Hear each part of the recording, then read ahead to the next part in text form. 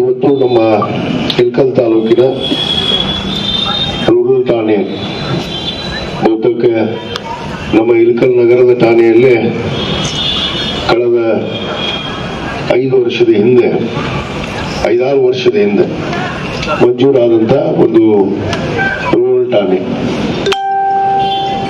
ಇದರ ಮುಂಚೆ ರೂರಲ್ ಇರಲಿಲ್ಲ. ನಮ್ಮಲ್ಲಿ ಟೌನಲ್ಲೇ ಇಡೀ ತಾಲೂಕನ್ನ ಇವತ್ತು ನಮ್ಮ ಟೌನ್ ಅಂಡರೇ ಬರ್ತಿತ್ತು. ಹಿಂದಿನ ಸರ್ಕಾರದ ಅವಧಿಯಲ್ಲೇ ಆವಾಗ ಕೂಡ ನಮ್ಮ ಗೃಹ ಸಚಿವರಾದಂತಹ ಸನ್ಮಾನ್ಯ ಡಾಕ್ಟರ್ ಜಿ ಪರಮೇಶ್ವರ್ ಅವರು ಇಳಕಲ್ ಠಾಣೆಯನ್ನ ಬಿಲ್ಡಿಂಗ್ ಕೂಡ ಬಹಳ ಹಳೆಯದಾಗಿತ್ತು.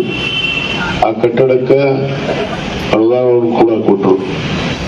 ಅದರ ಜೊತೆಗೆ ಇಲ್ಲಿ ರೂರಲ್ ಠಾಣೆಯನ್ನು ಕೂಡ ಮಂಜೂರಾತಿಯನ್ನಾಗಿ ಮಾಡಿಕೊಟ್ರು. ಮತ್ತು ಇವತ್ತು ಅವರೇ ಮತ್ತೆ ನಮ್ಮ ಗೃಹ ಸಚಿವರಾಗಿದ್ದಾರೆ. ಹಿಂದೆ ಬರೀ ಠಾಣೆ ಅಷ್ಟೇ ಅಲ್ಲ, ನಮ್ಮ ಪೊಲೀಸ್ ಸಿಬ್ಬಂದಿಗಳಿಗೆ ಕ್ವಾರ್ಟರ್ಸ್ ಅನ್ನು ಕೂಡ ನಾವು ಹಿಂದಿನ ಅವಧಿಯಲ್ಲಿ ಅಲ್ಲಿ ನಮ್ಮ ಪೊಲೀಸ್ ಗ್ರೌಂಡ್ ಅಲ್ಲಿ ಒಂದು ಕಟ್ಟಡವನ್ನು ಮಾಡಿದ್ವಿ. ಮತ್ತೆ ಈ ಬಾರಿ ಕೂಡ ಒಂದು ಪೊಲೀಸ್ ಕ್ವಾರ್ಟರ್ಸ್ ಕೂಡ ನಾವು ಈಗಾಗಲೇ ಭೂಮಿ ಪೂಜೆ ನೆರವೇರಿಸಿ ಆ ಒಂದು ಕಟ್ಟಡವನ್ನು ಕೂಡ ನಾವು ಪ್ರಾರಂಭ ಮಾಡಿದ್ವಿ. ಇವತ್ತು ನಮ್ಮ ರೂರಲ್ ಠಾಣೆಗೆ ಕೂಡ ನಾನು ಅನುದಾನ ಬಿಡುಗಡೆ ಮಾಡಿ ನಮ್ಮ ರೂರಲ್ ಠಾಣೆಗೆ ಇವತ್ತು ಕಟ್ಟಡ ಇಲ್ಲ ಅಂತಂದಾಗ ಅವರು ಸುಮಾರು 1,52,00,000 ವೆಚ್ಚದ ಈ ಒಂದು 94 ಎಸ್ಟಿಮೇಟ್ ಕಾಸ್ಟ್, ಅದು ಟೆಂಡರ್ ಆಗಿರುತ್ತಿತ್ತು. ಅದು ಟೆಂಡರ್ ಅಮೌಂಟ್ ಫೈನಲ್ ಆಗಿದ್ದು 1,52,00,000.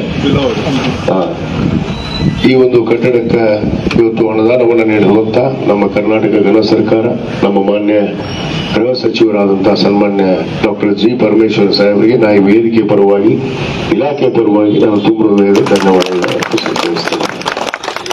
ಯಾಕಂದ್ರೆ ಯಾವಾಗ ಕೇಳಿದ್ರು ಕೂಡ ಅವ್ರು ನಮಗೆ ಇಲ್ಲ ಅಂದಿಲ್ಲ. ಮತ್ತು ನಮ್ಮ ಏನಿವತ್ತು ನಮ್ಮ ಜಿಲ್ಲಾ ಪೊಲೀಸ್ ವರಿಷ್ಠ ಅಧಿಕಾರಿಗಳು ಕೂಡ ಬರಬೇಕಾಗಿತ್ತು, ಅಮರನಾಥ್ ರೆಡ್ಡಿ ಅವರು.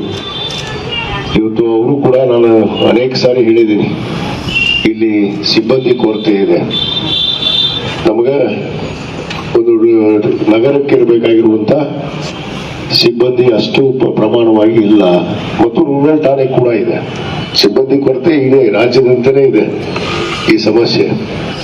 ಬಹುತೇಕ ಹೆಚ್ಚುವರಿ ಒಂದಿಷ್ಟು ನಮಗೆ ಸಿಬ್ಬಂದಿಗಳನ್ನ ಕೊಟ್ರೆ ಬಹಳಷ್ಟು ಅನುಕೂಲ ಆಗುತ್ತೆ. ಯಾಕಂದ್ರೆ ಇಳಕಲ್ ನಗರ ಬೆಳೆಯುವಂತ ನಗರ, ಸುಮಾರು 1,00,000ಕ್ಕೂ ಹೆಚ್ಚು ಜನಸಂಖ್ಯೆಯನ್ನು ಹೊಂದಿರುವಂತಹ ನಗರ. ಆ ಒಂದು ದೃಷ್ಟಿಯಲ್ಲಿ ಈ ಒಂದು ಇಳಕಲ್ ಠಾಣೆಯನ್ನ, ನಗರ ಠಾಣೆಯನ್ನ ಮೇಲ್ದರ್ಜೆಗೆ ಏರಿಸೋದಕ್ಕೆ ಈಗಾಗಲೇ ನಾನು ಸರ್ಕಾರಕ್ಕೆ ಮನವಿ ಮಾಡಿದ್ದೀನಿ. ಖಂಡಿತವಾಗಿ ಆ ಒಂದು ಕಾರ್ಯವನ್ನು ಕೂಡ ನಮ್ಮ ಡಾಕ್ಟರ್ ಜಿ ಪರಮೇಶ್ವರ್ ಅವರು ಸಾಹೇಬರು ನೆರವೇರಿಸಿಕೊಡ್ತಾರೆ ಅನ್ನೋ ಒಂದು ವಿಶ್ವಾಸವನ್ನು ಈ ಸಂದರ್ಭದಲ್ಲಿ ವ್ಯಕ್ತಪಡಿಸಿ, ಇವತ್ತೇನು ಈ 2 ಠಾಣೆಗಳು ಇವತ್ತು ನಮ್ಮ ಜನರಿಗೆ ಸುರಕ್ಷತೆ ಎಷ್ಟು ಅಂತ, ಯಾಕಂದ್ರೆ ಸುರಕ್ಷತೆ ಅನ್ನೋದು ನಮಗೆಲ್ಲರಿಗೂ ಬಹಳಷ್ಟು ಅವಶ್ಯಕತೆ.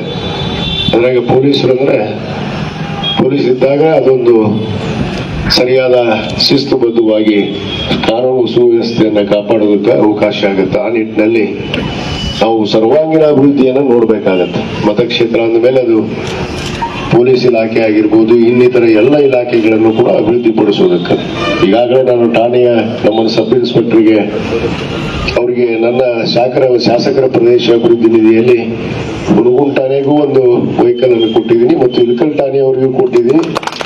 ಮುಂದುವರೆದು ನಿನ್ನೆ ಠಾಣೆ ನಮ್ಮ ಅಧನಿಗಳ ಠಾಣೆಯವರ ಸಬ್ ಇನ್ಸ್ಪೆಕ್ಟರ್ ಕೂಡ ಒಂದು ವೆಹಿಕಲ್ ಅನ್ನ, ಅವ್ರಿಗೆ ಬಹಳ ಹಳೆಯ ಈಗ ಡಿಪಾರ್ಟ್ಮೆಂಟ್ ಇಂದ ಬರದ ಕಾರಣ ನಾನು ಶಾಸಕರ ಪ್ರದೇಶ ಅಭಿವೃದ್ಧಿ ನಿಧಿಯಲ್ಲಿ ಆ ಅನುದಾನವನ್ನು ಕೂಡ ಕೊಟ್ಟಿದ್ದೇನೆ ಅನ್ನೋ ಮಾತನ್ನ ಈ ಸಂದರ್ಭದಲ್ಲಿ ಹೇಳಕ್ಕೆ ಇಚ್ಛೆ ಪಡ್ತೇನೆ. ಒಟ್ಟಾರೆ ಬೆಳೆಯುವಂತ ನಗರಕ್ಕೆ, ನಮ್ಮ ತಾಲೂಕಕ್ಕೆ ಏನೇನು ಅವಶ್ಯಕತೆ ಇದೆ ಅದು ಎಲ್ಲ ರೀತಿಯಲ್ಲಿ ಎಲ್ಲ ಇಲಾಖೆಯಲ್ಲಿ ಅಭಿವೃದ್ಧಿ ಆಗೋದಕ್ಕೆ ಖಂಡಿತವಾಗಿ ನನ್ನ ಪ್ರಯತ್ನ ಇದ್ದೇ ಇದೆ. ಅದು ಮಾಡ್ತೀವಿ ಅನ್ನೊಂದು ವಿಶ್ವಾಸ ಕೂಡ ಇದೆ. ಯಾಕಂದ್ರೆ ನಮ್ಮ ಠಾಣೆಯ ಜೊತೆಗೆ ಇನ್ನೂ ಅನೇಕ ಅಭಿವೃದ್ಧಿ ಕೆಲಸಗಳು ಕೂಡ ಆಗ್ಬೇಕಾಗಿದೆ. ಅದರ ಜೊತೆಗೆ ನಮ್ಮ ಇಂದಿರಾ ಕ್ಯಾಂಟೀನ್ ಅನ್ನು ಕೂಡ ಇಲ್ಲೇ ಮಾಡಿದ್ವಿ ನಾವು ಇದೇ ಕ್ಯಾಂಪಸ್ ಅಲ್ಲಿ. ನಮ್ಮ ಪೊಲೀಸರಿಗೆ ಬಹಳ ಅನುಕೂಲ ಆಗುತ್ತೆ ಇಂದಿರಾ ಕ್ಯಾಂಟೀನ್. ನಮ್ಮ ಸಾರ್ವಜನಿಕರಿಗಿಂತ ನಮ್ಮ ಇಲಾಖೆಯವರಿಗೂ ಕೂಡ ಬಹಳಷ್ಟು ಅನುಕೂಲ ಆಗುತ್ತೆ. ಯಾಕಂದ್ರೆ ಇಲ್ಲೇ ಇರ್ಲಿ ಅಂತೇಳಿ ನಮ್ಮ ಸಬ್ ಇನ್ಸ್ಪೆಕ್ಟರ್ ಬೇಡ ಅಂದ್ರೆ ನಮಗೆ ತೊಂದರೆ ಆಗತ್ತೆ ಅಂದ್ರೆ ನಮ್ಮ ಠಾಣೆ ಹಿಲ್ಕಲ್ ಠಾಣೆ ಸಬ್ ಇನ್ಸ್ಪೆಕ್ಟರ್ ಅದನ್ನ ಹೇಳಿದ್ರೆ ನಿಮಗೆ ತಿಂಡಿ ತಿನಿಸ ಬಹಳ ಸಸ್ತದಾಗಿ ಸಿಗುತ್ತೆ. ನಿಮ್ಮ ಆರೋಪಿಗಳು ಕೂಡ ನೀವು ಅವ್ರಿಗೆ ನಾಷ್ಟ ಗಿಷ್ಟ ಮಾಡಿಸ್ಬೋದು. ಪಾಪ ಯಾರ ಅಪರಾಧಿಗಳು ಬಂದಿರ್ತಾರ ಜೈಲಾಗಿರೋರು ಕೂಡ ಆ ಒಂದು ಇಂದಿರಾ ಕ್ಯಾಂಟೀನ್ ಉಪಯೋಗ ಆಗತ್ತಂತ. ಯಾಕಂದ್ರೆ ಬಹಳ ಮಹತ್ವಾಕಾಂಕ್ಷಿ ಯೋಜನೆ ಅದು ಇಂದಿರಾ ಕ್ಯಾಂಟೀನ್. ಏನು 10 ರೂಪಾಯಿದಲ್ಲಿ ಊಟ ಸಿಗುವಂಥದ್ದು ಇವತ್ತು ಬಹಳ ಕಷ್ಟ ಹೊರಗಡೆ. ಆ ಒಂದು ನಿಟ್ಟಿನಲ್ಲಿ ಇವತ್ತು ನಮ್ಮ ಮಾನ್ಯ ಮುಖ್ಯಮಂತ್ರಿಗಳಂತ ಸಿದ್ದರಾಮಯ್ಯನವರು ಈ ರಾಜ್ಯದಲ್ಲಿ ಪ್ರತಿಯೊಂದು ತಾಲೂಕಕ್ಕೆ ಪ್ರಾಯೋಗಿಕವಾಗಿ ಒಂದೊಂದು ಇಂದಿರಾ ಕ್ಯಾಂಟೀನ್ ಅನ್ನು ಕೊಟ್ಟಿದ್ದಾರೆ. ಬರೋ ದಿನಗಳಲ್ಲಿ ಇನ್ನೂ ಅನೇಕ ಇಂದಿರಾ ಕ್ಯಾಂಟೀನ್ ಅನ್ನ ತೆರೆಯೋದ್ರ ಮುಖಾಂತರ ನಮ್ಮ ಕೂಲಿ ಕಾರ್ಮಿಕರಿಗೆ, ಬಡವರಿಗೆ ಬಹಳಷ್ಟು ಅನುಕೂಲ ಆಗತ್ತೆ, ಸಾರ್ವಜನಿಕರಿಗೆ. ಆ ನಿಟ್ಟಿನಲ್ಲಿ ಆ ಒಂದು ಯೋಜನೆ ಕೂಡ ಇವತ್ತು ನಡೀತಾ ಇದೆ. ಇನ್ನು ಇವತ್ತು ನಮ್ಮ ಮೇಲ್ದರ್ಜೆಗೆ ಏರಿಸುವಂತ ಠಾಣೆಗಳನ್ನ ಇಲ್ಕಲ್ ನಗರ ಠಾಣೆ ಆಗಿರ್ಬೋದು, ರೂರಲ್ ಠಾಣೆಯನ್ನು ಕೂಡ ಖಂಡಿತವಾಗಿ ಸಿಬ್ಬಂದಿಗಳಂತ ಹಿಡಿದು ಇನ್ನೂ ಅನೇಕ ಅಭಿವೃದ್ಧಿ ಕೆಲಸಕ್ಕೆ ನಾನು ಮಾನ್ಯ ಸಚಿವರಲ್ಲಿ ಮನವಿ ಮಾಡಿಕೊಂಡಿದ್ದೇನೆ. ಅದನ್ನು ಕೂಡ ಇದೇ ಅವಧಿಯಲ್ಲಿ ಮಾಡುವಂತ ಕೆಲಸ ಮಾಡ್ತೀವಿ ಅನ್ನೊಂದು ಮಾತನ್ನು ಹೇಳಿ, ಈ ಏನು 9 ತಿಂಗಳಲ್ಲಿ ನಮ್ಮ ಗುತ್ತಿಗೆದಾರರಾದಂತ ಶ್ರೀ ರವೀಂದ್ರಾಸ್ ಕನ್ಸ್ಟ್ರಕ್ಷನ್ ಹಾವೇರಿ ಲಮಾಣಿಯವರು ಅವರು 9 ತಿಂಗಳ ಅವಧಿಯಲ್ಲಿ ಅವರ ಕಾರ್ಯವನ್ನು ನೆರವೇರಿಸ್ತಾರೆ. ಅದು ಗುಣಮಟ್ಟದ ಕಾರ್ಯವನ್ನಾಗಿ ಮಾಡ್ತಾರೆ ಒಂದು ವಿಶ್ವಾಸ ಕೂಡ ನನ್ನಲ್ಲಿ ಐತಿ.